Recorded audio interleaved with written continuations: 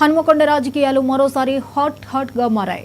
BRS Congress నేతల మధ్య మరోసారి పొలిటికల్ వార్ రాజుకుంది.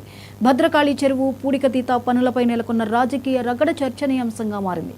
భద్రకాళి చెరువు పూడికతీత పనుల్లో నిధుల దుర్వినియోగం జరిగిందని బీఆర్ఎస్ మాజీ ఎమ్మెల్యే వినయ్ భాస్కర్ ఆరోపణలు చేశారు. వరంగల్ పశ్చిమ ఎమ్మెల్యే నాయని రాజేందర్ రెడ్డి మాజీ ఎమ్మెల్యే వినయ్ భాస్కర్ వ్యాఖ్యలను ఖండిస్తూ తీవ్ర ఆగ్రహం వ్యక్తం చేశారు. పూడికతీత పనుల్లో ఎలాంటి నిధుల దుర్వినియోగం జరగలేదు. మాజీ మంత్రి కేటీఆర్ చర్చకు వచ్చినా తాను సిద్ధంగా ఉన్నానని నాయని రాజేందర్ రెడ్డి సవాల్ విసిరారు. గతంలో కూడా నిధులు తెచ్చినట్టు రుజువు చేస్తే ఎమ్మెల్యే పదవికి రాజీనామా చేస్తానని నాయని రాజేందర్ రెడ్డి ఛాలెంజ్ చేశారు. మిషన్ కాకతీయ అంటే ఏంది, మిషన్ భగీరథ అంటే ఏంటిది, ఆ యొక్క ఫ్లాప్ అట్టర్లీ ఫ్లాప్ అయ్యి మోసం దగా కోట్ల రూపాయలు ఎత్తుకొని దున్నుకొని తిన్న వాటి గురించి నేను ఆయన తెలియని దాని గురించి ఎందుకు మాట్లాడుతారు నాయన అంటే అదే మాట్లాడుతుంటాడు. డిఫరెన్స్ ఏందో కూడా ఇప్పటికి తెలియదు ఆయనకి. ఇది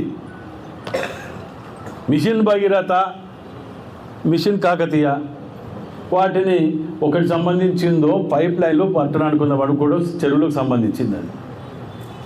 పట్టణానికి సంబంధించిన దాన్ని పట్టుకొని చెరువులు చేసిన మామూలు చేసిన అని మాట్లాడుతాను. ఆయనకి ఏం చెప్పాలి, దానికి ఆయనకి ఏం సమాధానం చెప్పాలి నేను? పోనీ ఆ డిసిల్ట్ తీసిన మట్టి తీసుకొని పోయేట బయట పోయాలి కదా. మ్యాక్సిమం కూడాకు 3 లక్షల క్యూబిక్ మీటర్లు ఇచ్చినాం. కూడా మిగతా వాళ్ళకు ఎక్కడికి పడితే అక్కడ ఫ్రీ ఇస్తున్నాం. కొన్ని దిక్కుల మసీదులు మన శ్మశాన వాటికల్నే వాటిని నింపుకుంటామంట. ఇట్లా కాకతీయ రాజుల చరిత్ర, దీని మీద సమయం వచ్చింది తప్పకుండా వినాలి. దీనిలో ఒక 2 నిమిషాలు మా కోసం కాకుండా దాని గురించేనా. ఇలా పిలిచిన 3 సార్లు టెండర్కి పిలిస్తే రాలే.